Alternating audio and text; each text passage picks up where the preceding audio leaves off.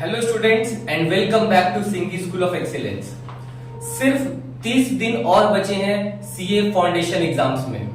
आप अपने जिंदगी का पहला स्टेज देने वाले हो सीए का, और आई थिंक तैयारी बहुत जोर शोर से चल रही है।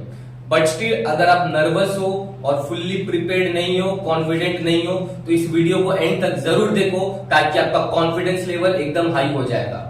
देखो बच्चों, सबसे पहले तो आप सोचना भी मत कि अगर आप प्रिपेयर्ड नहीं हो तो एग्जाम्स ड्रॉप कर दो। The reason is very clear. आपके कंपटीटर्स बहुत कम हो चुके हैं, रेदर कंपटीटर्स वाइप आउट हो चुके हैं, क्योंकि बहुत जन जो है वो तो सीयूईटी का एग्जाम्स देंगे। जी हाँ, तो आपको उतना कंपटीशन फेस नहीं करना पड़ेगा जितना पहले करना पड़ता। तो इसीलिए आप अपना प्रिपरेशन का स्ट्रेटेजी बहुत हाई रखो। इसलिए मैं बोल रहा हूँ इस वीडियो को एंड तक जरूर करो, मेरे चैनल को सब्सक्राइब करो, लाइक करो, और इस वीडियो को अपने दोस्तों के साथ भी जरूर शेयर करना अगर आपको अच्छा लगे। देखो, सबसे पहले आपको इस 30 दिन में कैसे प्रिपेयर करना है। आप अगर ये वीडियो देख रहे हो तो प्लीज अपने साथ एक कॉपी और पेन लेके जरूर बैठो, ताकि जैसे जैसे मैं पॉइंट्स बता रहा हूं आप उनको नोट्स कर लो और स्ट्रेटेजी को अकॉर्डिंगली बना लो। सबसे पहले मैं बात करता हूं अकाउंट्स का। जी हाँ, अकाउंट्स में देखो, सबसे पहले मैं जो बोल रहा हूं उन चैप्टर्स को पहले प्रिपेयर कर लो। उससे क्या होगा, आपका मेजोरिटी ऑफ द जो वेटेज है मार्क्स का वो आप कवर कर ले रहे हो, जिसमें सबसे पहले है सोल प्रोप्राइटरशिप का final accounts, partnership, NPO and company accounts. I know ये जो चैप्टर्स है थोड़े बड़े चैप्टर्स हैं और आप लोगों को डर भी लगता होगा इन चैप्टर्स से। बट यार, अगर आपको डर लग रहा होगा ना तो दूसरों को भी डर लग रहा होगा। बट इट डजंट मीन कि आप इन चैप्टर्स को छोड़ दो। आप इन चैप्टर्स पे अपनी ग्रिप अच्छी बना लो। ये चैप्टर्स उतने भी टफ नहीं है जितना आप सोचते हो। This chapter will comprise of minimum 40 marks से लेके 55 मार्क्स इन योर एग्जाम। तो यार, आपका 40 to 50% तो ये चैप्टर्स ले ही रहे हैं, तो आपको सोचना भी नहीं चाहिए कि आप इन चैप्टर्स को छोड़ दो। तो आपका फर्स्ट प्रायोरिटी हमेशा ये चैप्टर्स रहने चाहिए। Moving towards your second priority में आप average due date, rectification of errors, consignment, inventory या sale on approval, in 5-6 chapters को अच्छे से कर लो। अगर आप ये 5-6 चैप्टर्स अच्छे से कर लेते हो और फर्स्ट प्रायोरिटी वाले चैप्टर्स अच्छे से कर लेते हो, I bet you can easily secure 75+ in accounts.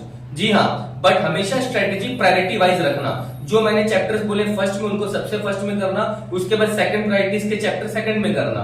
Now moving towards theory. देखो, थ्योरी जो अकाउंट्स में आता है और बिल्कुल पूछा जाता है, बट सर थ्योरी को करे कैसे? तो मैं बोल रहा हूँ, देखो समय आपके पास ज्यादा नहीं है। थ्योरी आप अगर आईसीआई के पीछे जो मॉड्यूल्स है वो भी अगर कर लो, आई एश्योर काफी है। जी हाँ, उतना थ्योरी आप कर लो, you can easily get 75 to 80 marks. और अगर आप 80-85 का अटेम्प्ट करते हो, कोई आपको 60 से कम मार्क्स के लिए रोक नहीं पाएगा। कम से कम 60 आएगा ही आएगा। तो यार, अगर आपका अकाउंट में 60-65 मार्क्स आ जाता है, this will boost up your confidence level. जी हाँ, पहला पेपर अगर अच्छा चला गया, मतलब क्या होगा कि अकाउंट्स का लेवल जो है बहुत बहुत बहुत हाई हो जाएगा। जी हाँ। Now moving towards the second subject, that is law. Law बेटा होगा 60 मार्क्स का। अब इस लॉ में आपके जो चैप्टर्स है, that is Indian Contract Act, partnership, SOGA, LLP and company. तो आपको सबसे पहले मैं बोल रहा हूं, ध्यान सुनना, पार्टनरशिप, सोगा और एलएलपी, आप ये जो छोटे छोटे चैप्टर्स इनको पहले कर लो। पार्टनरशिप, सोगा, एलएलपी को अगर आप छोटे छोटे चैप्टर्स को कम समय में कर लेते हो, इससे क्या होगा, आपका कॉन्फिडेंस बना हुआ रहेगा। उसके बाद आप मूव करो कंपनी अकाउंट्स में। कंपनी अकाउंट्स बोलो, कंपनी लॉ में अगर आप कंपनी लॉ अच्छे से कर लेते हो सेकंड बार में, तो कंपनी लॉ से कम 8 से 10 मार्क्स के क्वेश्चन आते ही आते हैं। तो उसके बाद आप कंपनी लॉ करो एंड एट लास्ट आप इंडियन कॉन्ट्रैक्ट एक्ट करो, क्योंकि कॉन्ट्रैक्ट एक्ट बहुत बड़ा है और उसको आपको समय देना पड़ेगा। तो इसलिए मैं बोल रहा हूं, ये मेरा पर्सनल ओपिनियन है कि कॉन्ट्रैक्ट एक्ट को आपको बाद में करना पड़ेगा। But again it's your call. अगर आपको अच्छा लग रहा है कि नहीं, कॉन्ट्रैक्ट एक्ट मेरा बहुत अच्छे से हुआ है, तो उसको पहले रिविजन करके उड़ा दो। तो इस तरह से आपको लॉ का सीक्वेंस मेंटेन करना चाहिए। Now I'm moving towards BCR।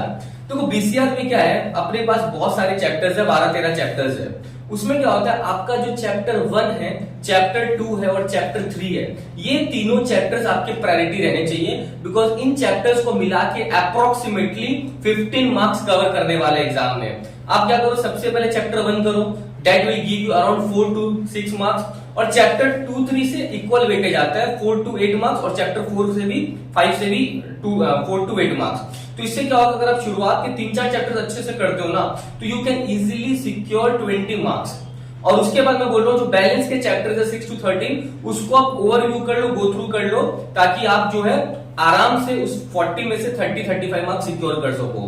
तो इस तरह से आप अपने बीसीआर की स्ट्रेटेजी रखो। Now moving towards BCK. BCK को मैं बोल रहा हूँ हर चैप्टर को इक्वल वेटेज रखो, इसमें कोई प्रायोरिटी सेट करने का जरूरत नहीं है। Give equal weightage to all chapters of BCK. Now moving towards very very important economics. Economics में बेटा your first priority should be chapter 2 followed by chapter 3 and followed by chapter 5। 2, 3 and then 5। पहले आप इन तीनों chapter को कर लो, उसके बाद जो बचे हुए चैप्टर्स है वो करना। देखना आप इकोनॉमिक्स में बहुत अच्छे मार्क्स ला पाओगे। तो chapter 2, chapter 3 and chapter 5 should be your priority. तो मैंने बताया अकाउंट्स का, मैंने बताया बीसीआर का, मैंने बताया लॉ का, बीसीके का और इकोनॉमिक्स का।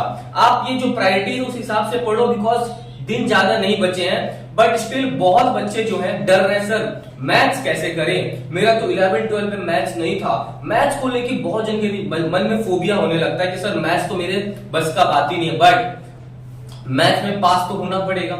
अगर आप सब में अच्छे लाते हो और मैथ्स में कम आएंगे बेटा, तो सीए फाउंडेशन कैसे क्लियर कर पाओगे। तो मैथ्स में बता देता हूं, देखो 40 मार्क्स का यू नो मैथ्स, 40 मार्क्स का स्टैट्स होता है एंड 20 मार्क्स का एलआर होता है। आप क्या करो, सबसे पहले तो एलआर करो। 20 मार्क्स एलआर करके आपको ये 20 मार्क्स अपने झोली में डालने ही पड़ेंगे। बिकॉज आप मैथ्स में उतने स्ट्रांग नहीं हो, तो आपको सबसे पहले एलआर ही करना पड़ेगा। उसके बाद आप स्टार्ट करो स्टैटिस्टिक्स से। अगर 40 मार्क्स का स्टैटिस्टिक्स है तो आपको टारगेट रखना पड़ेगा कम से कम उसमें 30 से 35 लाने का। जी हाँ, तो अगर आप इतना क्वेश्चन पहले अच्छे से कर लेते हो तो उसमें आराम से आपका 45-50 मार्क्स तो बन ही गया। और क्या चाहिए। अब रहा बात 40 मार्क्स का मैथ्स का, तो उसमें आप अपने हिसाब से जो चैप्टर्स कर पा रहे हो, कैलकुलस पार्ट अगर आपसे नहीं हो रहा तो छोड़ दो, कोई प्रॉब्लम नहीं है। देखो बीइंग अ टीचर ये बोलना गलत है कि कुछ ही छोड़ देना चाहिए, but still you don't have enough time ना। तो इसीलिए आपको स्ट्रेटेजी के साथ बनाना है, स्ट्रेटेजी पास करना, स्ट्रेटेजी बना के आपको पास होना पड़ेगा एग्जाम में। You don't have any other option. तो इसीलिए आप मैथ्स में जो 40 मार्क्स में उसमें वो चैप्टर्स कर लो जिसमें आप आसानी से 10-15 मार्क्स उठा पाओ। तो इससे आपका मैथ्स में आराम से 50 से 55 मार्क्स आ जाएगा और ओवरऑल में भी आप पास हो जाओगे।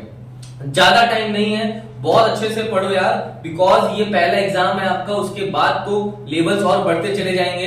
एंड ध्यान रखो, खुद को अच्छे से पुश करो कि you have to do it, because exams के मौके बार बार नहीं आते हैं और एग्जाम्स एकदम दिल से दो, मन से पढ़ो। All the very best. अगर आपको कोई और डिटेल्स पूछनी हो तो बिल्कुल कमेंट सेक्शन में कमेंट करो। मेरा नंबर दिया, नंबर पे कोई क्वेरी हो तो नंबर पे कॉल करो। Thank you so much.